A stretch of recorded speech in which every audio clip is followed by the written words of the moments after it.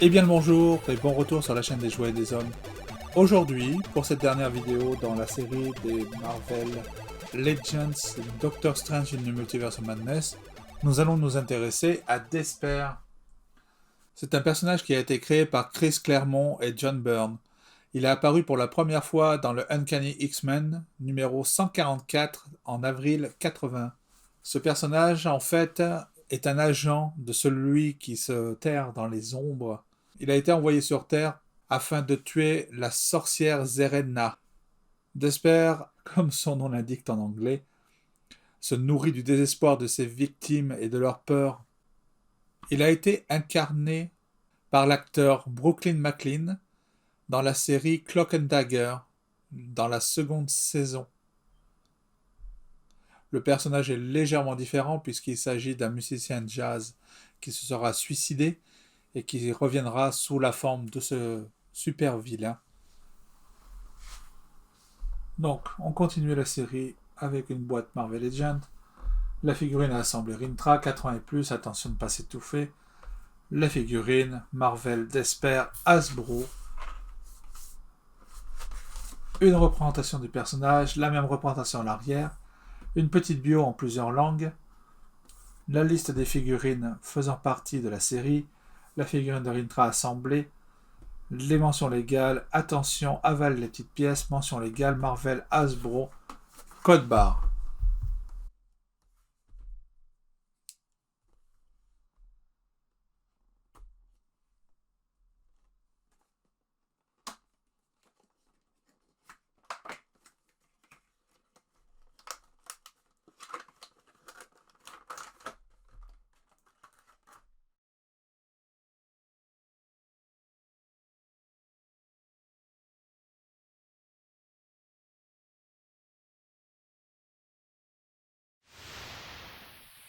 Regardons le contenu de la boîte.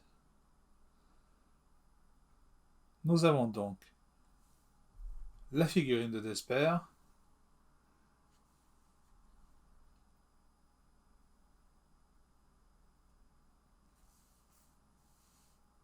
la jambe de Rintra, une cape en plastique dur et des mains supplémentaires. Au niveau de la figurine elle-même, c'est une figurine relativement basique. C'est un corps standard musculeux qui sont pas mal utilisés dans les Marvel Legends.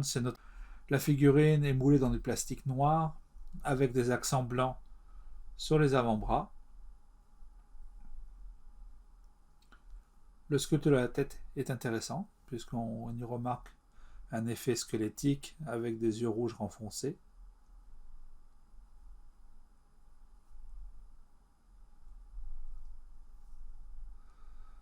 Pas de détails pour les bottes et les pieds, c'est basique. Nous avons une cape en plastique dur, assez déchirée. Regardons les articulations. On va pouvoir mettre la tête en arrière de manière très prononcée, pouvoir pencher en avant. On peut tourner sur les côtés, pencher très légèrement, mais à peine la tête. Nous avons une articulation papillon qui permet de reculer et d'avancer le bras. C'est assez bienvenu. Pareil de l'autre côté.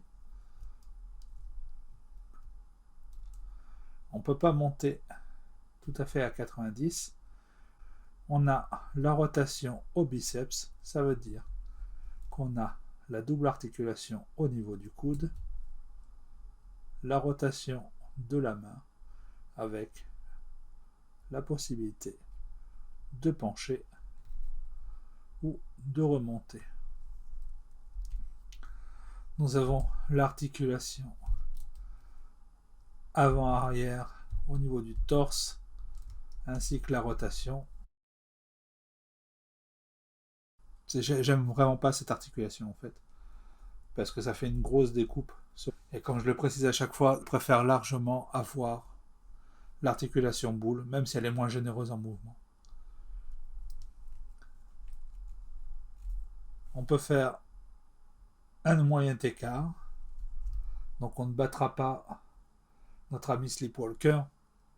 On a la rotation à la cuisse. Double articulation au niveau du genou, mais on ne peut pas aller se taper dans le dos. Il faut forcer pour le faire parce que on est gêné par le mollet. Monsieur, il a des mollets généreux. On a une rotation au niveau du tibia, qui est très molle d'ailleurs. La possibilité de mettre le pied en arrière, en avant. Rotation sur les côtés. Le changement de main est très facile, comme d'habitude. Et ce type de main-là est intéressante. Je ne comprends pas pourquoi c'est pas ce type de main-là qui a été rajouté pour Sleepwalker. Ça aurait fait du sens. Pour pouvoir mettre la cape, il suffit d'enlever la tête.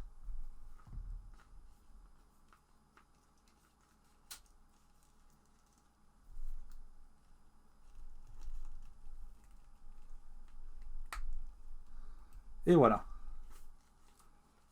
Notre ami est habillé.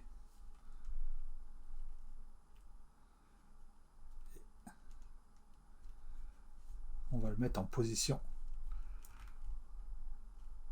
du vilain de base.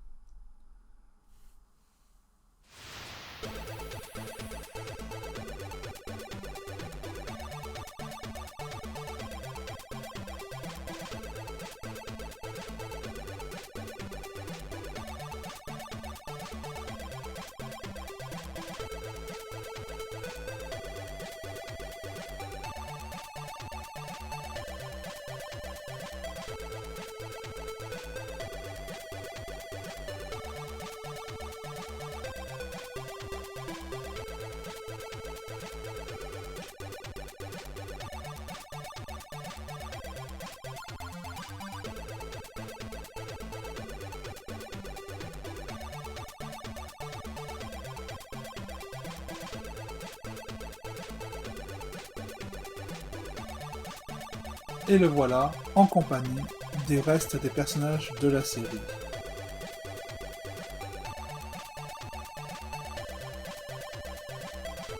Si vous avez aimé cette vidéo, n'hésitez pas à lâcher un petit pouce en l'air, laissez-nous un commentaire, abonnez-vous à la chaîne, et on se revoit très prochainement pour une nouvelle série de vidéos, cette fois-ci pour Thor Love and Thunder, sur la chaîne des Jouets des Hommes. A très bientôt. Bye bye.